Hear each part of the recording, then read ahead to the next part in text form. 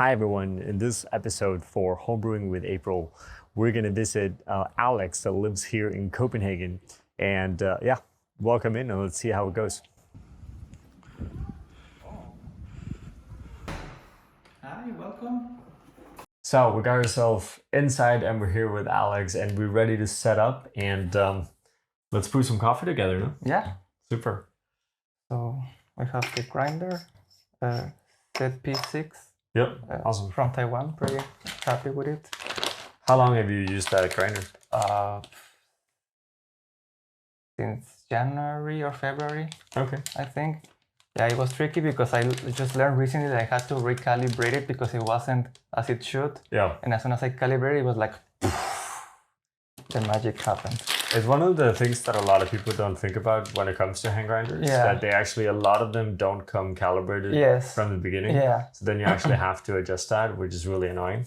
Yeah. So that's super cool. It's also a great, just a great grinder. It's one of my favorite grinders as well. Yeah. And like before we started the shoot, you also mentioned that you got this out of a recommendation from Reddit. Yes. There's a subreddit called Pour Over. Pour-over. Yeah, where they talk about like grinders and brewers and these kind of things. And this one in particular, people were saying that it really strengthened like the clarity and like the tea-like flavors, which is something that I really like after tasting so many good coffees. So I just went with this grinder. Okay, super cool. Yeah. Awesome. Yeah. And then it's a Timor, it looks like a Timor scale. Yeah, it's a Timor scale, yeah. I don't know exactly which one because my girlfriend gave it to me as a Christmas present. So it's one of the, I don't know if it's the plus or the normal. The plus or the normal. I actually don't know either, but it's a good gift. Yeah, it's an amazing gift. I use it as very, very often. So yeah. Super cool. Yeah. April coffee, I do 12 grams because I like just drinking 1 cup. Yeah, easy. Another coffee I saw, there's one of the Alejo coffees from Volcan Azul, I think. Yes, it's a Volcan Azul. Yeah, it's super nice with the nougat notes. My girlfriend really loves the nougat notes. Yeah, I like the plum notes. Yeah. And it also has like this sweetness because of the cane sugar that you can sometimes taste. So it's a pretty good coffee. The kind of cane sugar vibe is such a like Alejo thing. Yeah. It's really cool actually. Yeah. So fellow kettle. Yes. 94 degrees Celsius. Yes. What kind of water are you using? Here it's bottled water, non-near. It's from Rema. Okay. It has I don't know too much about the mineral composition. Maybe you can tell me better. But I made some really good coffees with this, and the coffee thing doesn't scale, so I'm pretty okay with it. Also, and it's like 4 krona per 2 liters, so it's like really good value. It becomes super cheap. Yeah, exactly, because I didn't want to get into the whole doing your own water thing until I got like the basics down. Yeah. So this is like a good middle point. Yeah. And Rema is super close from here, so it doesn't matter.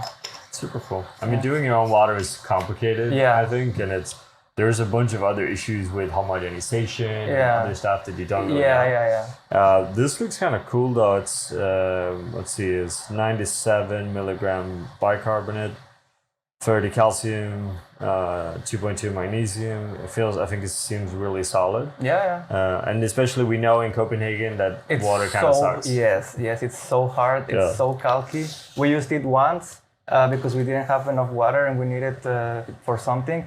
And it has some calc stuff, but it's okay. It's a really good water. I'm very happy with it, and it's cheap and close. Yeah, sure. That's awesome. Yeah, and then this one, I usually grind at 4, but because the coffee it was roasted on the 26th, I think, no, 25th of June. So I made it a little bit finer to. Okay. Yeah. So as a coffee go older, you basically grind a little bit finer. Yes. Cool. Makes sense. And the settings are roughly basically 4 and the 1 setting finer, so to speak, right? Yes. So 4 is like not the finest, but not the coarsest. Yeah. And then if you go 5, it's way more coarse and so on, and closer to 0 is finer. Yeah, sure. Yeah. Super. Go for it. And then sure.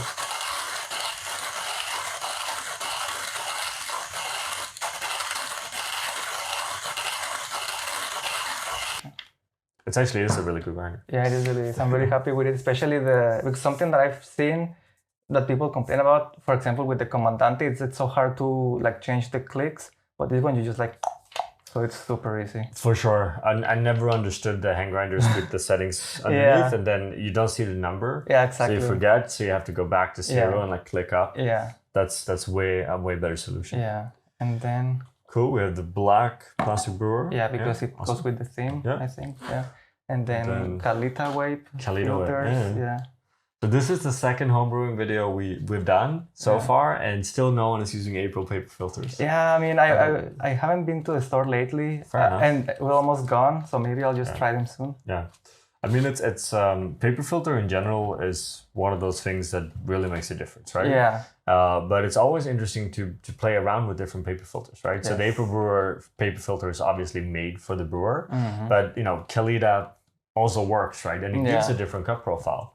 So sometimes rather than having like 4 different brewers, you can have one brewer with 4 different paper filters, and that gives you like a different cup, which is kind of cool. Yeah, what I've heard is that the April one really helps with the flow rate, right? Which is good because sometimes the brews that I've had go until almost 4 minutes, and that is when they don't taste as well as they usually should be. Yeah, sure. Yeah. They actually clog up. It's a very common thing. And the thing is, if you one little tip, which a lot of people don't have, but if you have like a little micro scale at home, then what you should do is you should actually weigh the individual paper filter, and then you're going to see that the ones that clog up are actually a heavier in weight, so they're more mass. So that's why.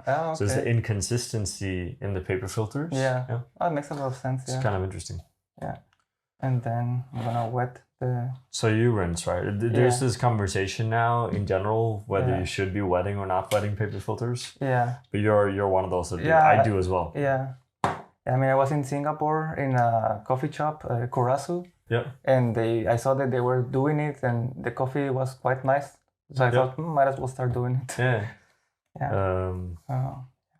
That's actually interesting. I was just in Korea now as well, and I realized that there's almost no unrinsing the paper filter there anymore.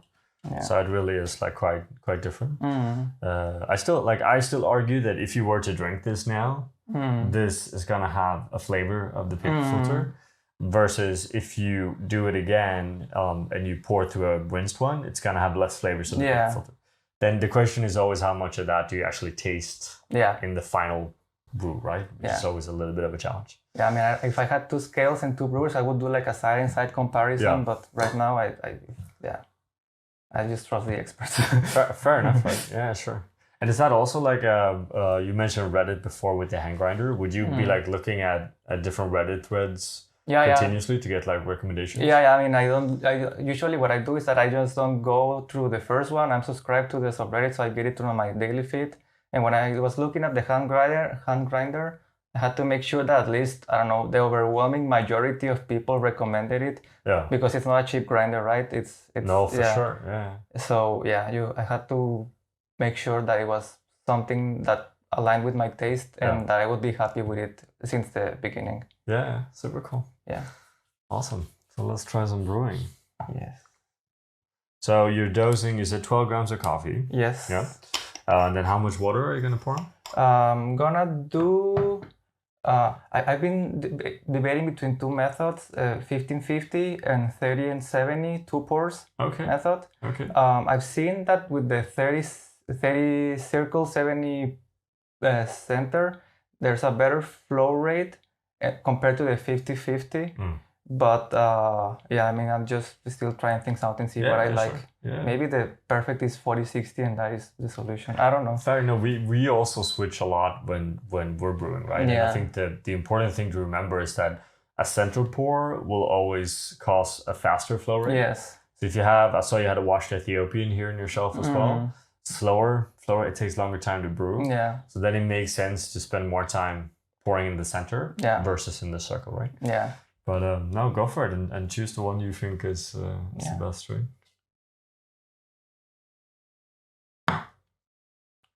I mean, this one I brewed it earlier today. It had like a drawdown of 245-ish with the 30-70, which I think is quite good. It sounds very reasonable. I'm just gonna go with that. Yeah. Go for it.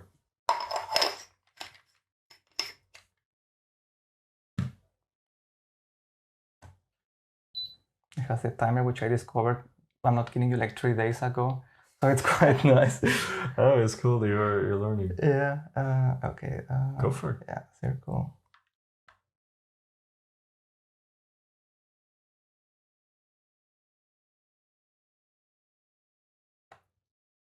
That's also a very good pour, actually. You're precise there. Are you experimenting with like pouring heights and stuff I just discovered that actually, like maybe 2 weeks ago. Like usually, if I pour higher, there's more agitation and the flow rate increases. That's what I've been noticing. But yeah, it's because I used to pour very close before. Yeah.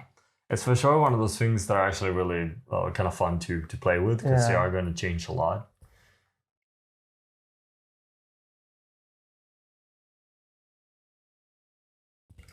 Okay, so it's basically 2 perfect pours here, I just want to say, which is quite unusual. Right?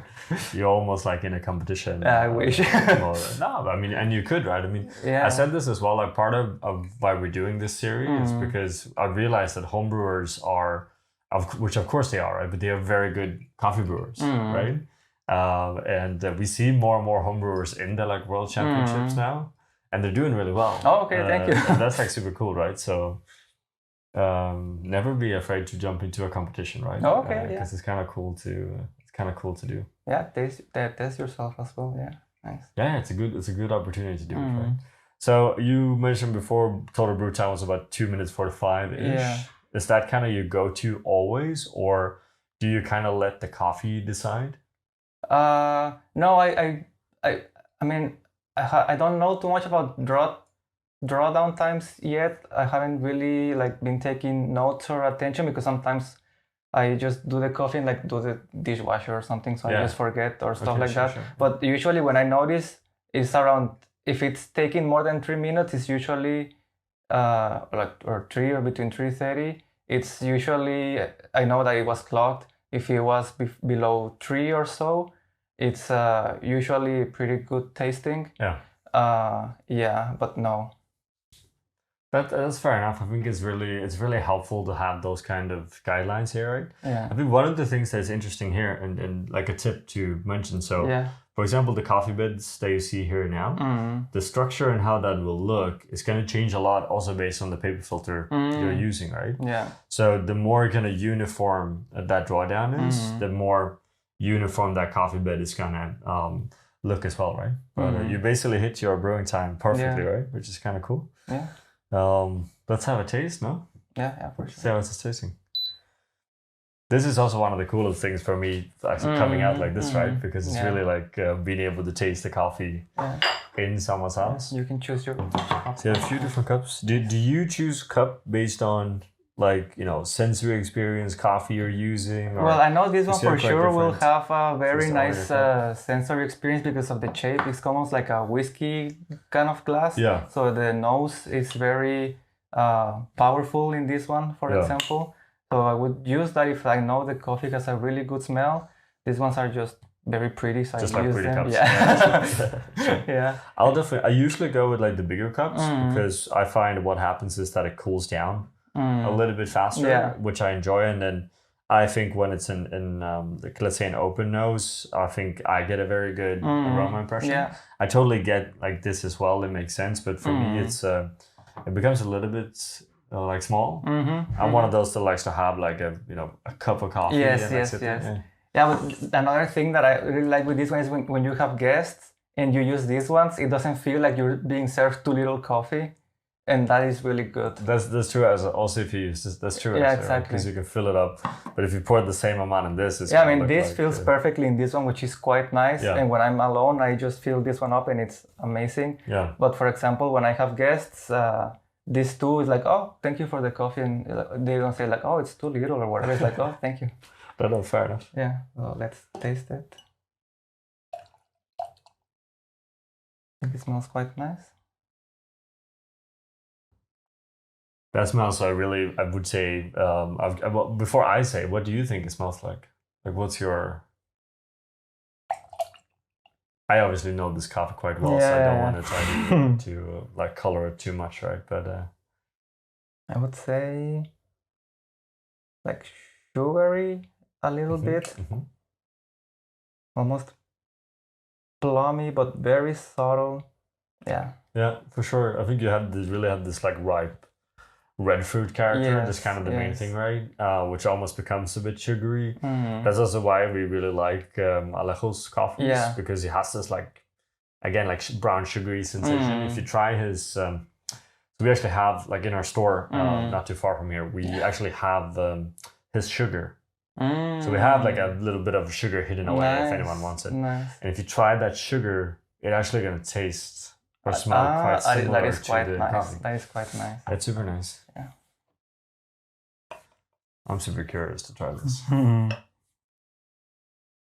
gonna put it here so maybe it's interesting for the viewers. Yeah. So you can compare both noses once it's served.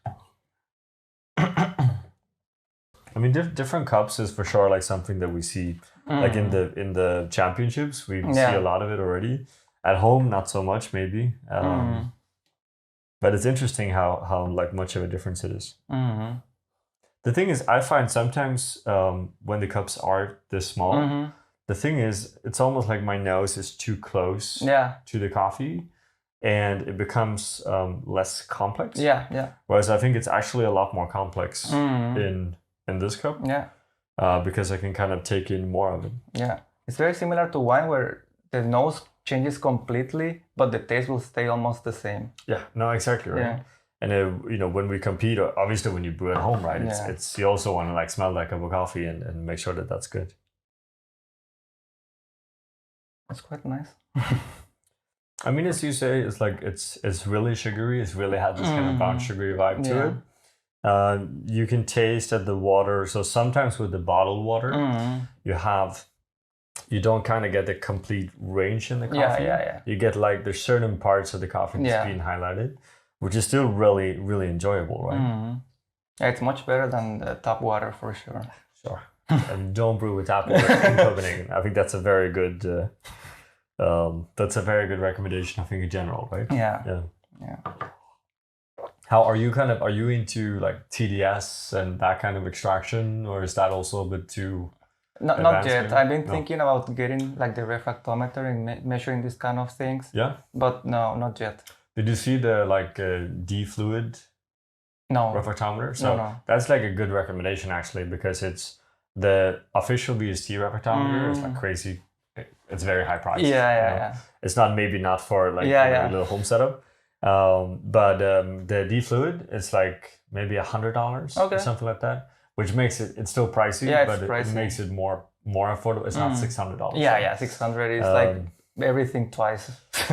Everything, and here's a fairly like, it's home brewing should be like simple, right? Yeah. We actually have a similar setup by also using the fellow kettles, which I think is really good. Yeah, it's quite nice. I like it a lot, especially with the temperature thing and the kettle gooseneck. It's pretty nice and consistent. And it just makes it really easy to set the temperatures compared to boiling the water yourself and waiting until it's the right temperature and then pouring. Yeah. Do you play a lot with different water temperatures? Yeah, sometimes I do. Yeah.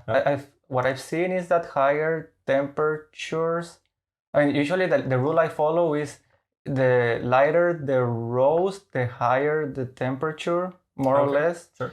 So if it's like a really dark roast, I don't go like super boiling water because I feel like the pour coffee was already hot enough when it was being roasted, so it doesn't need this huge water temperature. And is that also something coming from Reddit, for example? No, it's more like you're testing. Very taste. Most of my discoveries are taste first and then Reddit second. I would say. Yeah, cool. Which I think makes a lot of sense, and temperature is also one of those things where you can really kind of play with it quite a lot. I think for me, 94 is kind of in the higher end of what I usually go. But I definitely go there someplace as well. But I would also recommend looking into like 89, 88. Sometimes that's super interesting, depending a little bit on grind size and strength and what you're kind of looking at. But it's one of those things that are super interesting. Cool, man. It's a pretty good cup of coffee. Thank you. Not too bad. Does this mean you drink most of your coffee at home then? You don't really go to coffee shops, or do you do like both? It really depends. We used to go a lot to coffee shops before, and then we got the subscription, and we haven't gone that much lately anymore. But yeah, for sure. I mean, I like to taste the pour over every time we travel, at least we try to target at least 1 or 2 coffee shops because we really like coffee. My girlfriend likes more the espresso drinks, and I like more the pour over. So it helps that we both like coffee, so it's really easy to convince her to go to one of these places, and then we just get the 1-in-1 and we taste both. Yeah. What's your, a random question, but what's your favorite coffee shop in the world at the moment? My favorite what, sorry? The coffee shop. Coffee shop?